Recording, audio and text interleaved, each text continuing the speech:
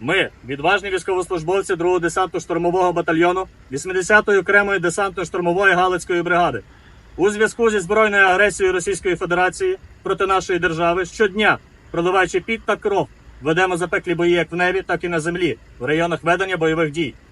Тому для ефективного виконання бойових завдань звертаємось до команди «Бандеромобіль» та «Car for Ukraine» з проханням розглянути можливість щодо надання нашим підрозділам допомоги у вигляді автомобільної техніки типу пікап. Ворог не матиме жодного шансу, бо на кожному кроці його чекатиме лють та незламність, що несеться по землі та спускається з небес разом з нашими дронами. Боремося, поборемо, не здаємося. Слава Україні! Героям слава!